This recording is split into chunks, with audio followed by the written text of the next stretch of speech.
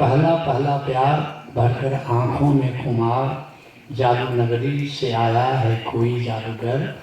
इस गाने को सुनने पर ओशो की याद आती है। ऐसा क्यों है? बिल्कुल सही याद आती है। एक जादूगर आया था 1931 में और सारी दुनिया पर अपना जादू चला गया और हम सब उसके जादू के शिकार हो गए। उससे बड़ा जादूगर, सच कहो तो संत से बड़ा जादूगर कोई होता नहीं। और ओशो तो संतों के संत, सिद्धों के सिद्ध, बुद्धों के बुद्ध है। मैं अपनी बात बताऊं तुम्हें, मुझे ओशो जैसा सुंदर व्यक्ति न ओशो के पहले मैंने देखा, न ओशो के बाद में देखा। ओशो का विशेषकर जो चरण कमल थे वो इतने सुंदर थे कि गिरिडीह में एक स्वामी थे, चैतन्य, क्या नाम था, वीतराग, चैतन्य वीतराग। वो दर्शन ओशो के समकालीन थे, लेकिन ओशो के शिष्य थे। बड़े अच्छे चित्रकार थे। उन्होंने ओशो का एक चित्र बनाया था और उनके पाँव को बड़ा सुंदर बनाया था।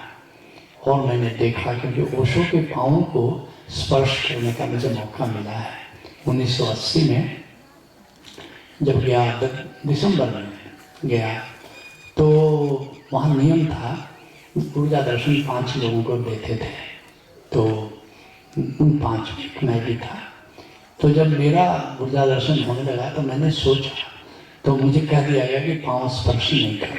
मैंने देखा बहुत ही सुंदर पाँव, मोजा वगैरह नहीं पहने थे। तो मैंने सोचा कि थोड़ा सा स्पर्श करते हैं, ज़्यादा से ज़्यादा क्या होगा, डांटेंगे। गुरु झिड़के तो मीठा लगे, अरे गुरु की डांट तो ऐसे भी मीठा लगती है, डांटेंगे तो ठीक है। अब बिहार के लोग नियम कानून मानते नहीं हैं। ये बिहार इस बारे में प्रसिद्ध है। बिहारी आदमी कभी नियम नहीं मानता। नियम कहीं होगा तो खोजेगा, निकालेगा कि नियम को बाईपास करने का क्या उपाय हो सकता है। बिहारी आदमी वकील के पास जाएगा कि वकील साहब ऐसा नियम, इसको कैसे तोड़े हैं। बाकी लोग जानेंगे कि अच्छा नियम ना टूटे, इसके लिए आप सलाह दीजिए। अब बिहारी आदमी वकील के पास जाएगा तो नियम कैसे तोड़े कि हमको दंड नहीं मिले, इसका उपाय पूछेगा। तो चूँकि बिहार से ही मैं आता हूँ तो मुझे लगा कि नियम है पैर नहीं छूने का, लेकिन तोड़ने का कुछ उपाय किया जाए। ज़्यादा से ज़्यादा क्या करेंगे, डांटेंगे तो गुरु डांटे तो कौन सी बुराई है। तो मैंने धीरे से अंगूठा छुआ तो देखे कि क्या प्रतिक्रिया है, वो मुस्कुरा, अब ठीक है। तो उसके बाद झुका पैर छूने पर और उनका अंगूठा मैंने छुआ, फिर छुआ, अब डांटेंगे। लेकिन जब मैं उठा तो वो फिर भी मुस्कुरा रहे थे और मुस्कुरा ही नहीं रहे थे। उन्होंने कहा कि मेरे सन्यासियों का ख्याल रखना। हम क्या, हाँ, मुझे तो समझ में नहीं आया कि मैं क्या किस लायक हूँ कि मैं ख्याल करूँगा। ओशो तो भविष्य देख रहे थे। ओशो ने यहाँ तक फोरकास्ट कर दिया कि मेरा काम अब हवाओं में जैसे पंख लग गए हों ऐसा चलेगा। लोगों ने पूछा ये काम कब से शुरू होगा? ओशो ने कहा 1997 से शुरू होगा। 1997 ही मेरा एनलाइटनमेंट हुआ, तुम सब जानते हो। तो ये तो वो देख रहे थे।